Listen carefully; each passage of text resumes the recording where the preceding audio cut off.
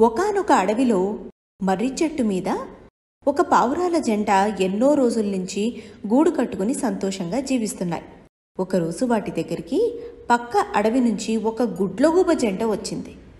అవి ఎంతో దీనంగా, మా గూడు గాలివానకు చెదిరిపోయింది, మాకిక్కడ ఎవ్వరినీ అడిగినా ఆశ్రయం ఇవ్వడం లేదు, మీరు నివసించే చెట్టు మీద మాకింత చోటిస్తారని ఎంతో ఆశతో వచ్చాం అని చెప్పాయి. పాపం పావురాల జంట వాటి మీద జాలిపడి తాము నివసించే చెట్టు మీద ఆశ్రయం ఇవ్వడానికి సరేనని ఒప్పుకున్నాయి. ఆ రోజు నుంచి ఆ రెండు జాతుల పక్షులు స్నేహితులుగా మారి ఎంతో సన్నిహితంగా సంతోషంగా ఒకరికొకరు సహాయం చేసుకుంటూ నివసిస్తున్నాయి. గుడ్లు పెట్టి పొదిగే కాలం వచ్చేసరికి అవి ఎంతో కష్టపడి గూళ్ళు కట్టుకుని గుడ్లు పెట్టుకున్నాయి.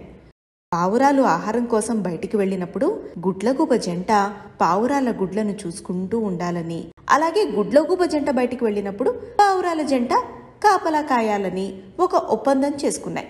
అలా కొన్ని రోజులు బాగానే గడిచింది. తర్వాత నుంచి గుడ్లగూబ జంటకు వాటిని ఎలాగైనా తినేయాలనే పాడు బుద్ధి పుట్టింది. ఇవి రెండూ కూడా ఇదివరకు ఉన్న అడవిలో వేటి గుడ్లని బ్రతకనిచ్చేవి కావు. అందుకే ఆ అడవిరాజు వాటిని ఆ అడవి నుంచి పంపించేశాడు. పాపం ఈ విషయం పావురాలకు తెలియదు కదా, అందుకే జాలిపడి ఆశ్రయం ఇచ్చాయి. గుడ్లగూబ జంట ఆ రోజు నుంచి రోజుకో గుడ్డు చొప్పున తింటూ ఉన్నాయి. పావురాల జంట వచ్చి చూసేసరికి గుడ్లు మాయమవుతున్నాయి. పావురాల జంటకేమీ అర్థం కాలేదు. దాంతో అవి విచారంగా, మా గూటిలోని గుడ్లు ఎలా మాయమవుతున్నాయి అని బాధపడుతూ గుడ్లగూబ జంటను అడిగాయి. గుడ్లగూబలు అమాయకపు ముఖం పెట్టి ఏమీ తెలియనట్టుగా ఎంతో బాధపడుతున్నట్టు నటిస్తూ, మీరు మమ్మల్ని అనుమానిస్తున్నారా? మాకు నిజంగా ఏ పాపమూ తెలీదు. మీరు లేనప్పుడు గుడ్లను చాలా జాగ్రత్తగా చూసుకుంటున్నాం, కానీ అవి ఎలా మాయమవుతున్నాయో మాకు తెలియదు అని భోర్మని ఏడుస్తూ చెప్పాయి. అనవసరంగా తమ స్నేహితులను అనుమానించి బాధ పెట్టామేమో అనుకుంటూ పావురాల జంట అలా ఊరుకుండిపోయాయి. తమ గూటిలో మిగిలిన ఒకే ఒక్క గుడ్డునైనా జాగ్రత్తగా కాపాడుకోవాలి అని అవి అనుకున్నాయి.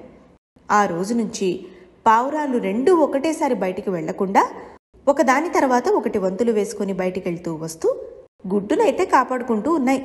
ఆ తర్వాత కొన్ని రోజులకు పావురాల జంట తమ బిడ్డను చూసి ఎంతో సంతోషించాయి.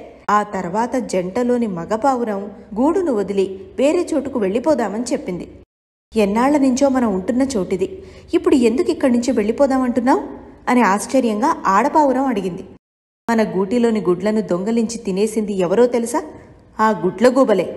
ఒకరోజు ఆ గుడ్లగూబ మన గూటిలోని గుడ్డును తీసుకెళ్లడం నేను రహస్యంగా చూశాను. అప్పుడు వాటి మీద ఎంతో కోపం వచ్చి వాటి మీద కొట్లాటకు పోదామనుకున్నాను. కానీ వాటితో పోట్లాడి గెలవలేమని మన బిడ్డ కోసం ఆలోచించి మౌనంగా ఉండిపోయాను. అందుకనే నీకు అసలు విషయం చెప్పి బాధ పెట్టడం ఇష్టం లేక ఊరుకుండిపోయాను. వాటి సంగతి అందరికీ తెలిసే వాటికి ఎవ్వరూ ఆశ్రయం ఇవ్వలేదు. మనం వాటిని నమ్మి ఆశ్రయం ఇచ్చినందుకు ఆ గుడ్లగూబలు మనల్నే మోసం చేశాయి. నమ్మక ద్రోహం చేసినటువంటి వాటితో సహవాసం మనకి ఎప్పటికైనా ప్రమాదమే.